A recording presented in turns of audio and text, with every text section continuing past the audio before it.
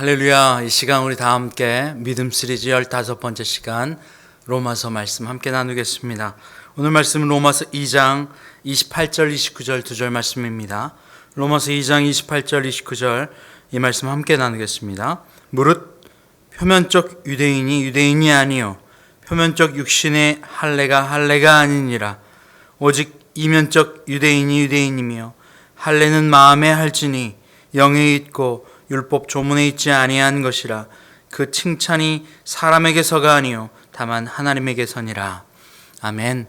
할렐루야. 오늘 할례에 대한 이야기를 좀 해볼까 합니다. 할례는 우리가 잘 알다시피 포경수술이다라고 합니다. 남자 성기의 표피를 도려내는 것이죠. 잘라내는 겁니다. 사실은 이것이 하나님과 이스라엘 백성과의 약속에서부터 시작되었습니다. 이것이 약속의 증표가 되었었습니다.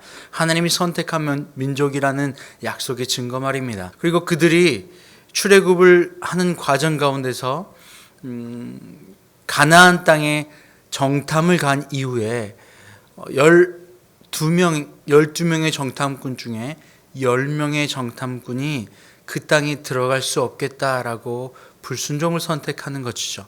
그때에 그들의 말을 들은 많은 백성들이, 아니 모두의 백성들이 불평과 불만을 갖게 됩니다. 갈 수 없다라고, 더 이상 우리가 가나안 땅에 갈 수 없어, 우리는 이제 여기서 죽겠네라고 그것을 선택하게 되죠. 그때 40년간 그 광야에서 그들은 죽게 됩니다. 바로 이것이 출애굽 1세대가 광야에서 죽게 되어진 일입니다. 이 출애굽 1세대가 광야에서 죽게 되어지면서 광야에서 태어난 2세대를 데리고 하나님은 이제 가나안 땅에 그들을 데리고 들어가게 되죠. 가나안 땅으로 가는 여정도 쉽지만은 않았어요. 그들이 가나안 땅을 가는 과정 가운데 에돔, 모압, 암몬, 이 많은 아모리 땅까지 지나가면서 이제 들어가야 될 가나안의 땅에 들어가려면요, 어디를 지나야 되냐면 요단강을 지나야 합니다. 갈릴리 호수, 그리고 요단강, 그리고 아래 그것이 모여진 사해바다, 바로 이 강줄기를 건너야지만 바로 하나님이 약속하신 가나안 땅에 들어갈 수 있었어요. 그래서 요단강을 기준으로 요단의 동편과 요단의 서편을 나눕니다. 요단의 동편이 바로 이들이 가나안 땅을 들어가기 위해서 반드시 거쳐가야 되는 곳이었고, 요단강을 건너서 이제 요단의 서편에 들어가면 첫 번째 가장 큰 성인 여리고성이 그들을 기다리고 있었던 거죠. 바로 이러한 일들이 있었어요. 그러면 그 가나안 땅을 정복하기 위하여 들어가야 했던 이스라엘 백성들이 에돔, 모압, 암몬 땅을 지나고 아모리 족속을 지나서 이제 가나안 7족속이 있는 그 지역의 땅으로 들어가게 되는데, 가장 중요한 곳이 바로 요단강이었어요. 요단의 동편에 서 있으면요, 요단강이 있기 때문에 이 가나안 땅에 있는 이들이 이스라엘 백성을 치러 건너올 수가 없는 거예요. 그러니 이 요단강은 어떻게 보면 요새가 되는 거예요. 보더가 되는 겁니다. 국경이 되는 거예요. 그래서 요단 동편에 서 있으면 요단 서편 쪽에 있는 이들이 그들을 치러 넘어올 수가 없는 거죠. 쉽지 않은 거죠. 강이 있으니까 말입니다. 그러니 요단 동편까지 그들이 진군을 하고 요단 동편에 진을 쳤어요. 그리고 거기까지가 바로 모세가 있을 수 있는 마지막 장소였어요. 가나안 첫 번째 제너레이션과 함께 1세대와 함께 모세는 요단의 동편에서 그의 생을 마감하게 됩니다. 이것이 바로 창세기, 레위기, 민수기, 신명기, 출애굽기, 바로 이 모세 오경에 있는 이야기의 마무리가 되어지는 장소이기도 합니다. 요단 동편 말이에요. 이제 요단 동편에서 여호수아로 시작되어지는 요단 동편에서의 이야기가 이제 여호수아를 통하여서 요단 동편에 있는 이스라엘 백성들이 요단강을 지나서 요단 서편까지 머무르게 돼요. 요단 서편으로 진격하게 되죠. 그런데 반드시 어디를 지나야 된다고 했죠? 요단강을 지나죠. 바로 이 요단강을 갈라서 하나님이 마치 홍해를 가르셔서 이스라엘 백성, 바로 출애굽한 1세대 이스라엘 백성들이 홍해를 지나와서 바로 홍해를 건넌 다음에 광야에 접어든 것처럼 이들도 요단강을 건너서 홍해를 건넌 것처럼 바로 이제 하나님이 약속한 그 땅으로 진격하여 들어갈 수 있는 관문이 되는 겁니다. 그래서 그들을 통하여서 요단강이 갈라지게 하셨어요. 하나님이 요단강 갈라지게 하시고 그들이 요단 동편에서 요단 서편으로 옮겨오게 됩니다. 그러면 무슨 일이 있죠? 요단 동편은 요단강이 가르고 있기 때문에 이 여리고성과 바로 가나안 땅에 있는 민족들이 이들을 치러 올 수가 없죠. 그런데요, 여리고 성을 향하여 진군하기 위하여 요단강을 건너버린 이스라엘 백성들은 이제 그들과 싸워야 되는 순간에 놓여지는 거예요. 언제든지 그들은 가나안에 있는 족속들은 이 이스라엘 백성들을 치러 올 수도 있는 겁니다. 바로 그러한 상황에 놓여진 것이 바로 여호수아 5장 말씀이에요. 여호수아 5장 말씀을 잠깐 볼까요? 여호수아 5장 1절 말씀 읽어볼게요. 요단 서쪽의 아모리 사람의 모든 왕들과 해변의 가나안 사람들의 모든 왕들이 여호와께서 요단물을 이스라엘 자손들 앞에서 말리시고 우리를 건너게 하셨음을 듣고 마음이 녹았고 이스라엘 자손들 때문에 정신을 잃었더라. 요단 서편에 있던 아모리의 왕들, 바로 가나안에 있던 그 왕들이에요. 그들이 하나님이 요단강을 마르게 하시고 요단강을 갈라서 이스라엘 백성들을 건너오게 하셨다는 소식을 듣고 그들이 두려워 떨기 시작했어요. 두려워 떨고 쥐도 코너에 몰리면 고양이를 문다 하는 것처럼 이제 이들은 언제든 두렵지만 그 두려움 때문에 이스라엘 백성들과 맞받쳐 싸울 수 있는 그러한 상황이 놓여진 거죠. 이때 절체절명의 순간이에요. 전세가 뒤바뀔 수 있는 상황이에요. 아주 중요한 상황입니다. 이제는 싸우는 것 아니고선 다른 어떤 선택도 할 수 없어요. 왜요? 요단강이 잠깐 말랐지만 그들이 건너고 나서 다시 요단강이 흐르거든요. 요단이 흐르니 뒤로 돌아갈 수도 없는 상황입니다. 이제는 홍해를 건너왔던 이스라엘 백성들이 홍해를 다시 건너서 다시 이집트로 돌아갈 수 없었던 것처럼 요단강을 건너온 이스라엘 백성들은 이제 요단강을 다시 건너서 요단의 동편으로 돌아갈 수도 없는 상황이에요. 돌아갈 길도 없고 돌아갈 곳도 없어요. 이제 그들에게 남은 것은 이제 이 가나안 족속들과 싸워 이기는 거예요. 가나안 족속들을 향한 이스라엘 백성들의 리포트가 어떻게 됐었어요? 리포트가 뭐였습니까? 바로 그들은 정말 거인처럼 크다. 골리앗이다. 골리앗처럼 큰 거예요. 그들의 키가 너무나도 큰 거죠. 그들의 열매도 크고 그들의 땅은 너무나도 비옥해서 그들이 너무나도 기골이 장골해서 우리가 싸워서 이길 수 없어. 우리는 메뚜기 같아. 라고 하는 것이 바로 출애굽 1세대들이 가지고 있던 가나안 족속에 대한 이해였어요. 요단 동편에서 요단 서편으로 넘어온 이스라엘 백성들, 그들은 이제 눈앞에 보여진 그 가나안 족속들과 이제 맞받아 싸워야 되는 상황인 거예요. 바로 이러한 상황에 놓여 있습니다. 그런데 그때에 하나님이 그들에게 명령하신 이야기가 뭐냐면 여호수아 5장 2절은 이렇게 이야기합니다.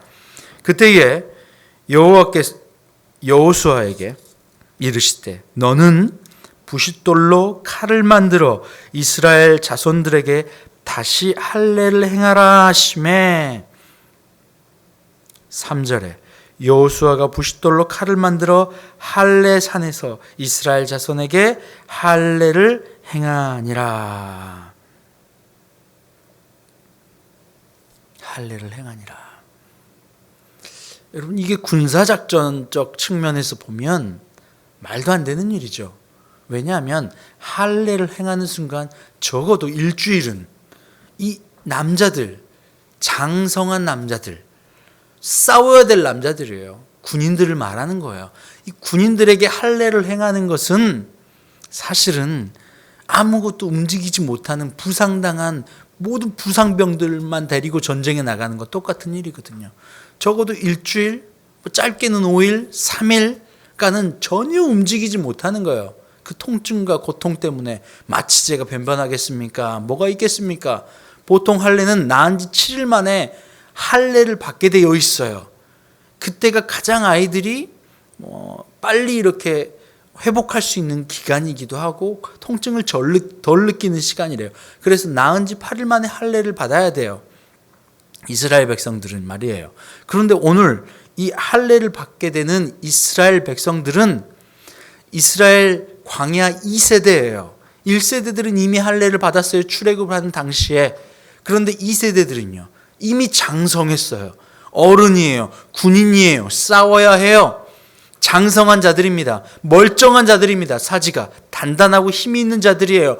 아니, 우리가 싸워야 될 대상은 어떤 존재인가요? 골리앗이에요. 큰 골리앗들이에요. 한 명의 골리앗이 아니라 너무나도 많은 골리앗들이 있는 거죠. 인간적인 눈으로는, 겉의 모습으로는, 이 육신의 시선으로는 도저히 게임이 안 되는 싸움이에요. 우리가 잔뜩 무장하더라도 말이에요. 더 강한 무기가 있어야 되고 더 힘 있는 자들이 필요했고 더 많은 트레이닝을 받아야 됐었고 더 많은 수가 있어야만 어떻게든 조금 해볼까 하는 정도의 수준일 겁니다.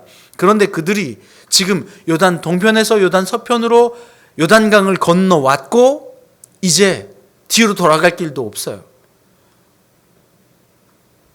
그리고 앞에는 골리앗들이 가득한 거예요. 가나안 족속들 말이에요. 네피림 민족이죠. 거인들입니다.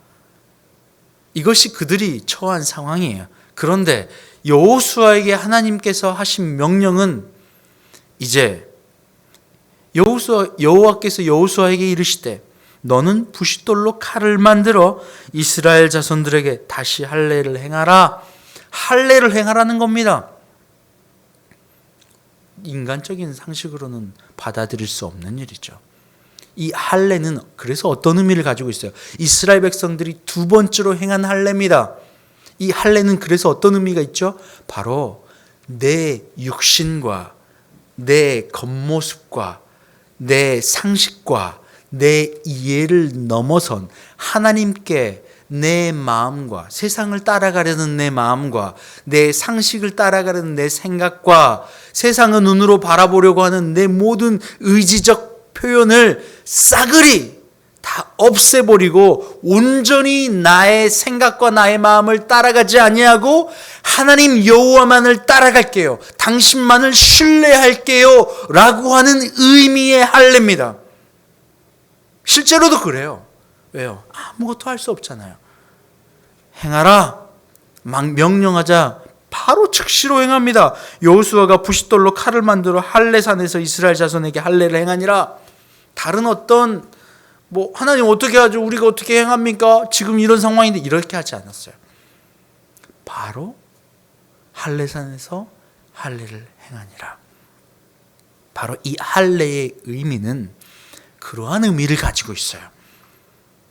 육신의 판단, 특히 나의 판단이, 육신의 판단이 육신이 판단합니까? 여러분의 손이 생각해가지고 이렇게 여러분 눈 감고 있는데 갑자기 손이 움직여가지고 밥을 만들고 막 하나요?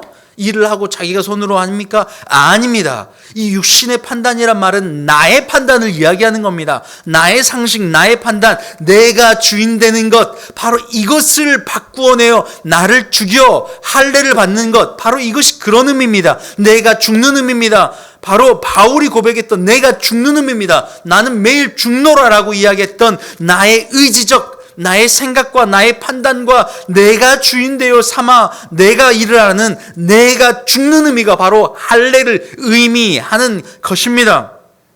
할렐루야. 오늘 말씀으로 돌아와 볼게요. 오늘 말씀도 이것을 분명히 이야기하고 있는 겁니다.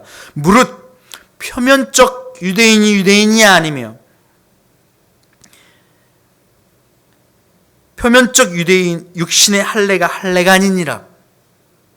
표면적 뭡니까? outwardly라고 하는 영어적 표현이에요. 뭡니까? 밖에 있는 모습이라는 거예요. 밖에 보이는 것, 밖에 보이는 할례, 육신의 할례, 육신의 피만 가지고 있는 유대인, 그것이 유대인이 아니고 그것이 할례 받는 것이 아니다라고 명확하게 이야기하고 있는 겁니다.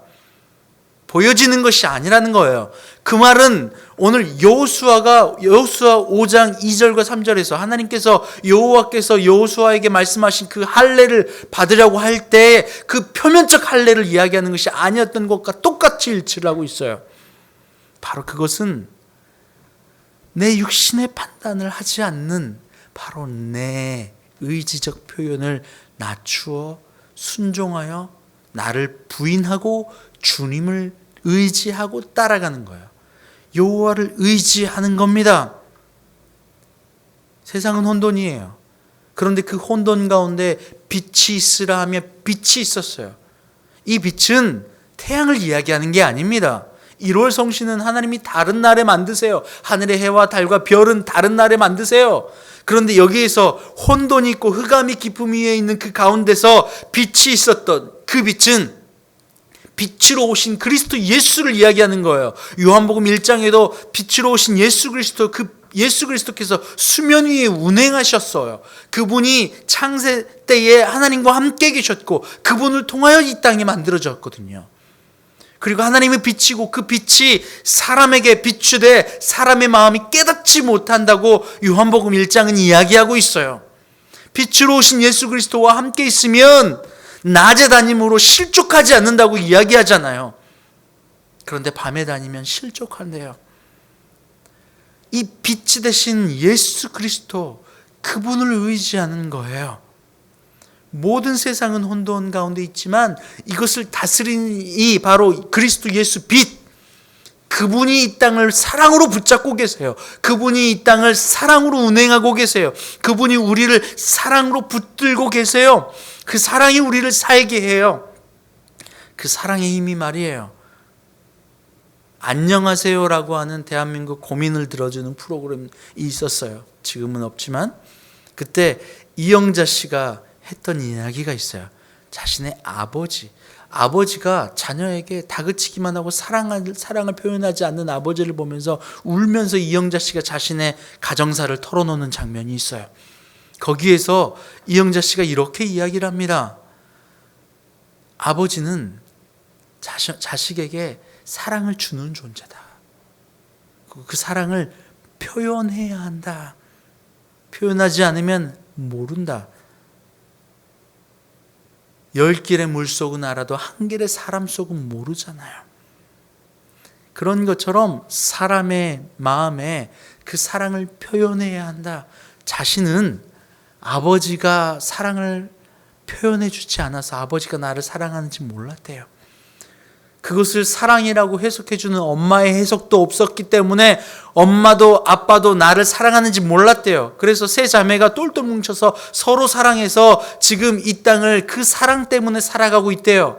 이 땅을 살아가는 힘은 그 사랑인데 그 아버지로부터 어머니로부터 그 사랑을 깨닫지 못했기 때문에 자매들 간에 똘똘 뭉쳐 그 사랑의 힘으로 이 땅을 살아간대요.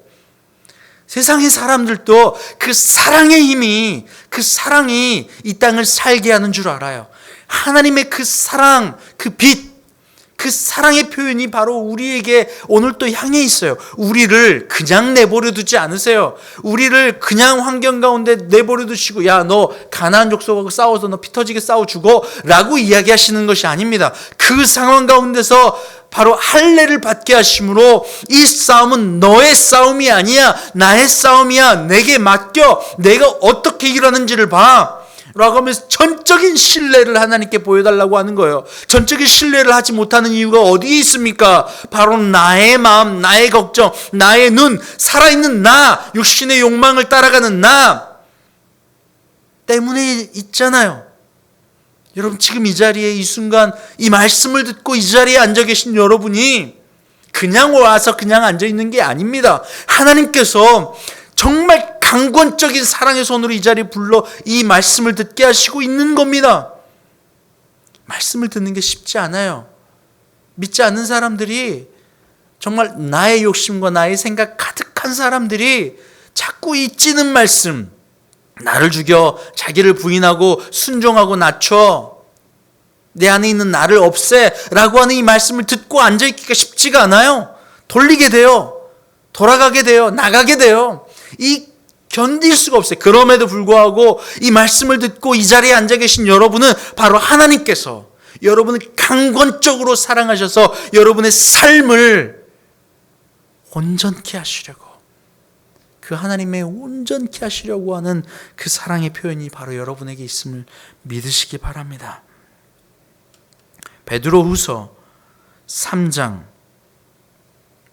14절 말씀에 이렇게 하나님께서 이야기하세요. 그러므로 사랑하는 자들아, 너희가 이것을 바라보나니 주 앞에서 점도 없고 흠도 없이 평강 가운데서 나타나기를 힘쓰라. 점도 없고 흠도 없이 평강 가운데서 나타나기를 힘쓰라. 하나님은 우리를 점도 없고 흠도 없이 하나님의 평강 가운데 세워지기를 원하세요. 점도 없고 흠도 없이 말이에요.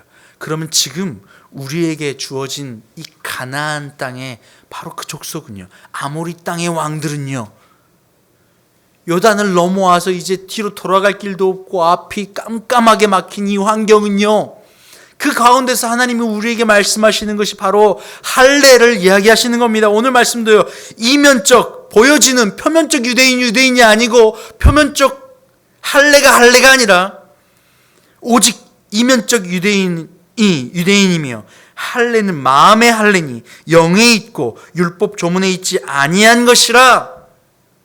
안에 있대요. 할례가 안에 있대요. 할례는 무슨 의미입니까? 내가 죽었습니다. 내 뜻이 죽었습니다. 나는 나의 세상을 바라보고 내 눈은 완전히 죽고 내 선악의 판단은 죽고 그리스도 예수의 생명의 판단, 사랑의 판단만이 내 안에 있습니다 라고 하는 고백이잖아요. 바로 이것이 사랑의 속삭임이잖아요. 이것이 우리를 완전케 하시잖아요. 그 뒤로 무슨 일이 있습니까? 이스라엘 백성들이 아무것도 하지 않았어요. 그런데 그 여리고성이 무너지게 됩니다. 그들이 할 수 있었던 일은 무엇이에요? 아무 말하지 않는 겁니다. 그건 무슨 의미입니까? 내 생각, 내 뜻, 내 말 하는 것이 아니라 그분께서 행하시는 것을 보는 겁니다. 바로 이것이 환경을 바라보는 바로 내면적 할례를 이야기하시는 거예요. 우리의 삶의 환경이 있어요. 여러분, 우리가 살다 보면 환경이 있어요. 그런데 교회 와서 기도하는 것도, 간절히 요구하는 것도 계속해서 내 환경과 내 사람을 이렇게 바꿔달라, 저렇게 바꿔달라, 이것 주라, 저것 주라. 계속 선앙당의 신앙이잖아요. 이것 주세요, 저것 주세요, 이것 바꿔주세요, 저것 바꿔주세요. 하나님은 우리를 흠도 없고 점도 없고 평안하고 완전하게 만들어 주시려고 지금 우리에게 우리를 완전하게 할 수 있는 이 재료, 바로 이 환경, 가나안 땅, 아모리 왕들을 사용하고 있는 겁니다. 그것을 우리가 가운데 놓여주시고 우리에게 요구하시는 것, 할례를 받으라. 바로 그리스도 예수의 사랑을 느끼라, 사랑을 받으라, 그분만을 신뢰하라, 이것을 요구하시는 겁니다. 그때에 우리를 낮추는 거예요. 주님, 내가 육신의 할례가 아니라 이 안에 있는 내 내면적 할례를 원합니다. 내가 죽기를 원합니다. 육신은 죽는 게 아닙니다. 이 안에 있는 내가 죽는 겁니다. 내 뜻이 죽는 겁니다.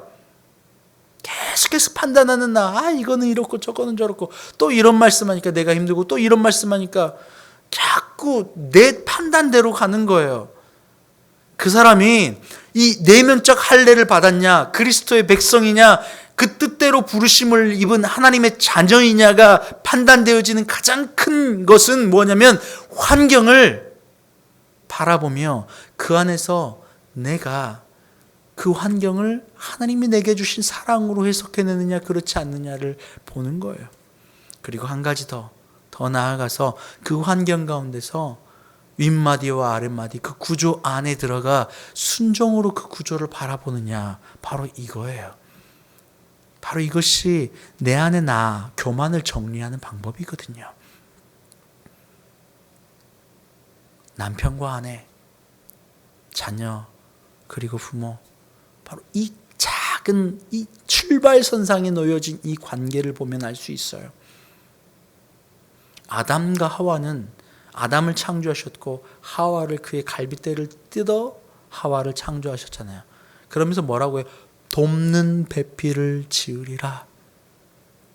하와는 돕는 배필이에요. 왜냐하면 그 사랑을 통해서 사람은 완성될 수가 있거든요. 아담도 완성되어야 됐고 하와도 완성되어야, 그러니 돕는 배필이래요. 서로 뭐 일을 도와주는 정도의 배필인가요? 아니요. 그들이 완성되어질 수 있는, 사랑을 통하여 안이 내면이 통합되어질 수 있는 돕는 배필이에요. 그들을 완성해 나갈 수 있도록 돕는 배필이에요. 그래서 여러분 꼭 결혼하셔야 해요. 이 배우자 그리고 자녀, 이것은 사실은 우리를 완성하기 위해서 하나님이 인도하신 돕는 배필이에요.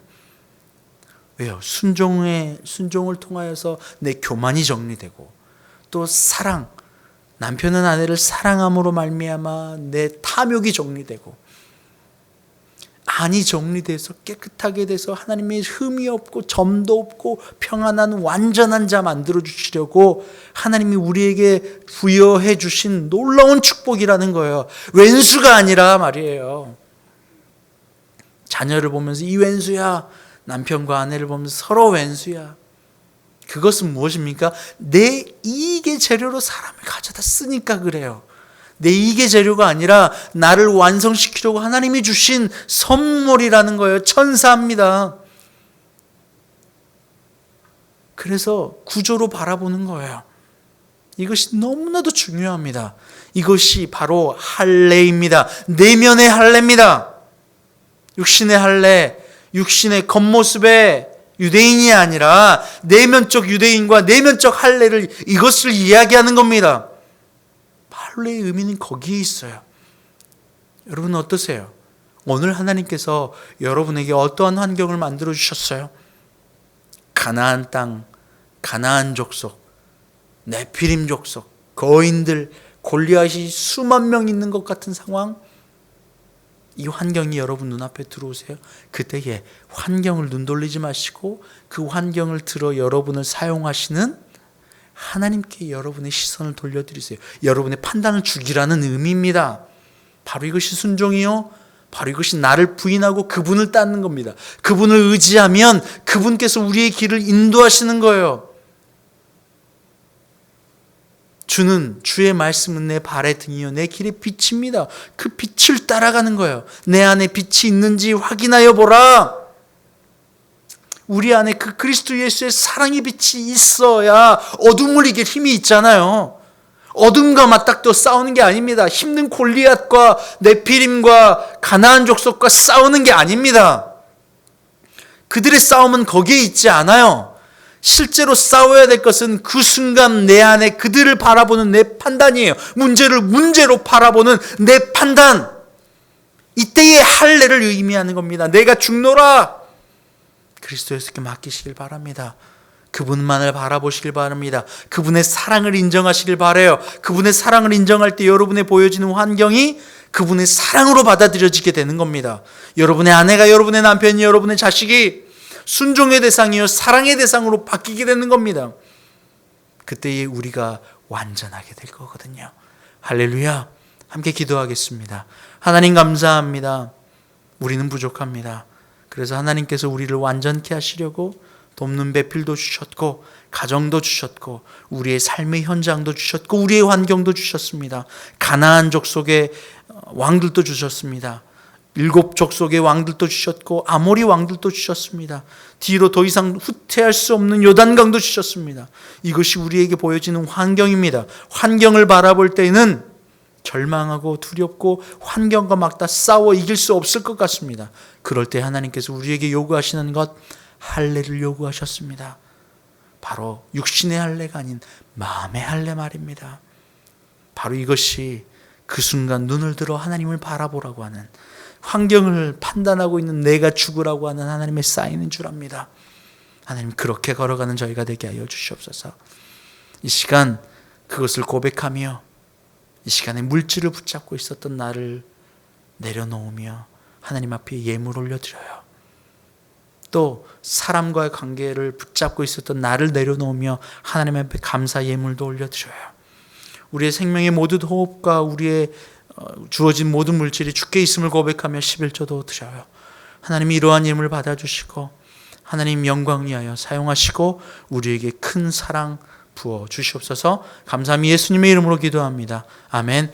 이제는 우리 주님 예수 그리스도의 은혜와 아버지 하나님의 크신 사랑하심과 성령의 교통감동 감화 충만케 하시는 역사가 이 시간 눈에 보이는 환경 앞에서 가나안 앞에서 할례 받으라 말씀하시는 하나님 아버지의 명령 앞에 순종하여 나를 죽여 할례를 받기를 원하는 주님의 모든 자녀들 위해 이제부터 영원토록 함께 하시기를 간절히 축원하옵나이다. 아멘.